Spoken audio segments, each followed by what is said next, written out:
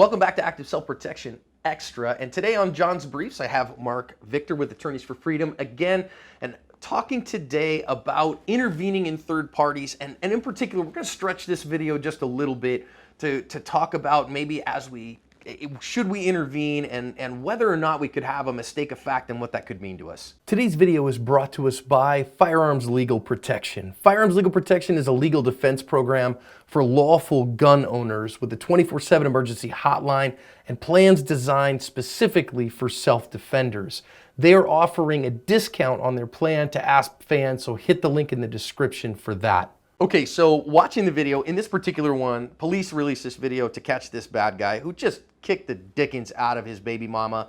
And man, I hope they bury that guy under the jail, quite frankly. I found that incredibly morally repugnant.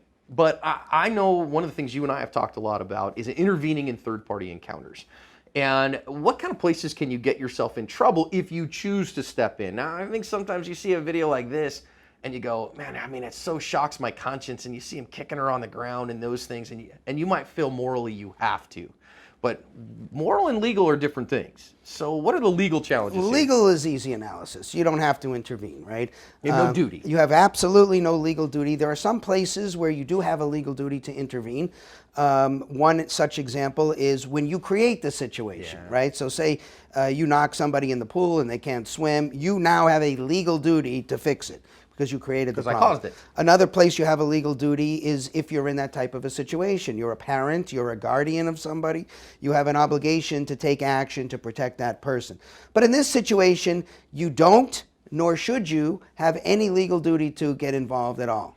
As a moral matter, I think you're a pretty disgraceful human being if you can't get involved in this. I'm sorry. We don't know if the homeowner was watching that Ring doorbell or those things, so we're going to assume not. But I mean, if you're watching somebody just beat the tar out of somebody else, I'm getting involved. I'm not thinking about it for another second. I see that situation on my front doorstep.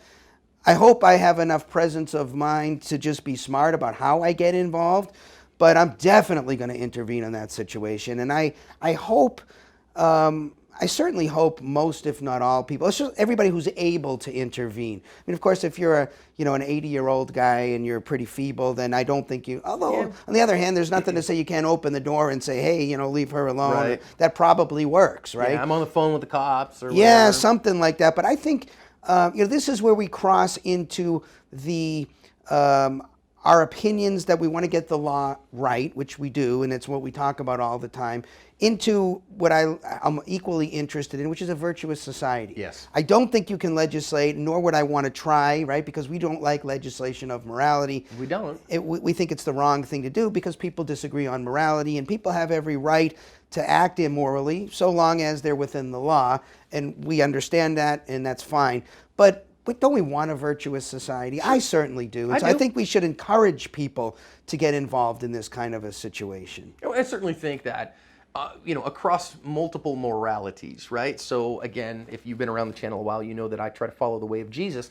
But across a multitude of different worldviews, protecting the powerless is a virtue, right? Keeping the weak safe from predators is something that we as strong people would want to do.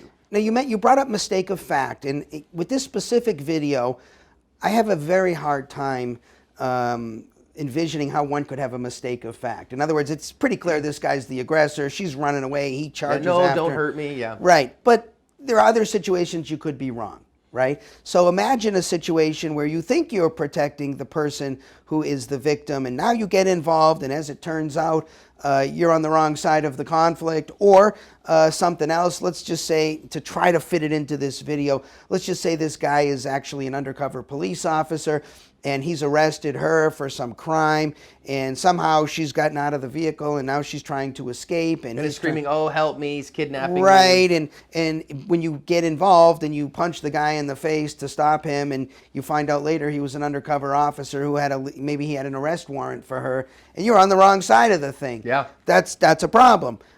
In states like Arizona, where mistake of fact is something we have in our statute, right? And so in Arizona, if you make such a mistake of fact, but if the facts were as you believed them to be, not as they were, but as you believe them to be, as you reasonably believe them to be, if you would have been justified in doing what you did, you get a free pass on that from criminal liability, Right. not necessarily from civil liability. Different And- standard. And actually, I really like this rule, right? Because criminal, to me, is about trying to punish guys who have bad mens rea. What's going on in your head? You had a bad intent. If you had a good intent and you wound up doing the wrong thing, that's, to me, not a place for criminal law. That's where the civil law comes involved. So I guess the long and short of it is, I'm going to intervene in a situation like this, and so are you.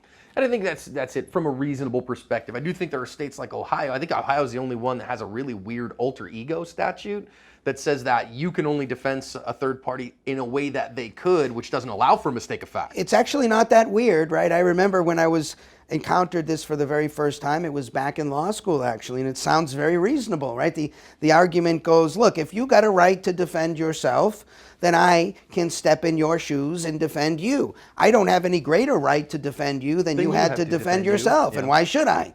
I mean, that sounds like a reasonable argument until you start thinking about mistake of fact. Mistake of fact. But again, and with mistake of fact, I think that if we think about the criminal justice system as the place where there are two components we're looking at: the actus reus, what did you do? What did you do? And the mens rea. We should never have crimes in the criminal justice system anywhere that delete mens rea. We call those strict liability crimes, where we don't look at mens rea. So again, if you're not familiar with the terms, the mens rea is what is going on in your mind. What were you thinking in that moment? Actus reus is what did you do? You got it But right. Mens rea is what were you thinking, and that intent does very much matter. Yeah, we're really in a criminal situation. We're looking at the convergence of the two things, right? Imagine we just have a bad mens rea. I'm thinking about doing bad things. Well, we don't want to punish that person because they haven't done an actus reus yet. Thought crimes are not crimes. At least not yet. Not yet. Although, this is really the major objection to many of these hate crime statutes, right? Because what we're saying with the hate crime statutes is if you had bad thoughts in your head, specifically not thoughts about injuring this person, but just because I didn't like their race or their background, will you get punished worse strictly because of the motivation behind what you did. So these are very controversial for that reason.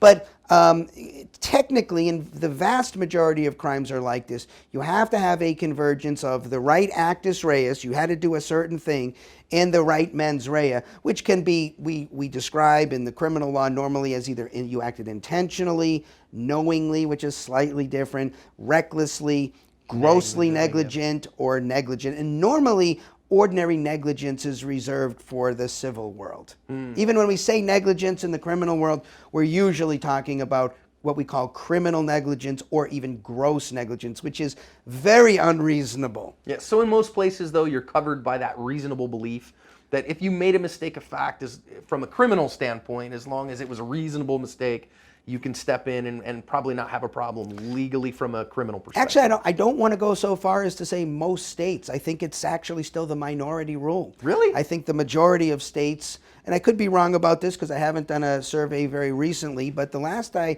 heard about this is the majority position is you step in the shoes of the other person, not that you can make a mistake of fact and you're fine. Oh, wow. It's time for John to go do some research because I was today years old when I learned that. I thought, well, maybe you'll correct me on it, and if I'm wrong, I hope you do.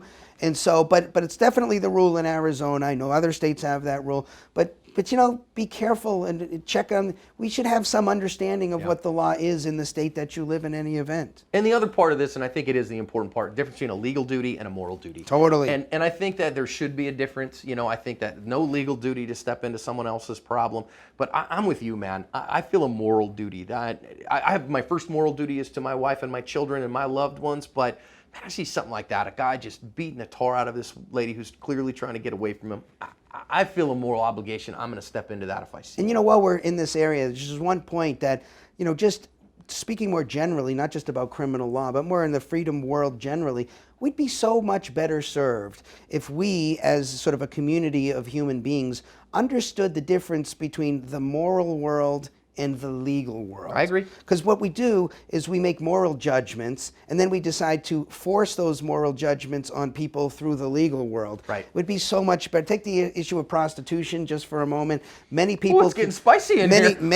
Many people conclude that this is a moral wrong, right? And I'm not taking a position on that, but I've got a good friend who concludes that that is a immoral thing, but absolutely supports legalization of prostitution because he recognizes that his moral judgment shouldn't be in the law, and the rights of competent adults, and of course we're only talking about adults here, the rights of competent adults to exchange sex for money is their moral decisions, but not a matter of legality, because it doesn't violate the basic things that need to be violated for a legal rule, which is I'm trespassing on you or I'm putting you at risk in some way. So I think that, I hope people will just reflect on the difference between the very important and extensive, I do not mean to make light of the moral judgments in the moral world just because I'm saying they generally shouldn't be part of the legal world. That's the part where the rubber hits the road, right? The cops are going to take you away. We want that very small. Very small. And I think we can have moral standings and standards that we don't hold people to a legal standard. That's like, for instance, I know I have friends, let's take it out of something as controversial as prostitution, but I have friends who think that it is morally incorrect to consume alcohol. We tried to do the illegal alcohol thing in the United States. It was a miserable failure. And so with that in mind, maybe we separate those two. Well, I think interesting stuff, guys, and I really would encourage you out of this one to really spend some time in reflecting the difference in your legal duties and your moral duties. And I think doing that as a self-defender, especially a firearms carrier, I think is really important. Mark, appreciate the discussion. Great video, brother. Great video.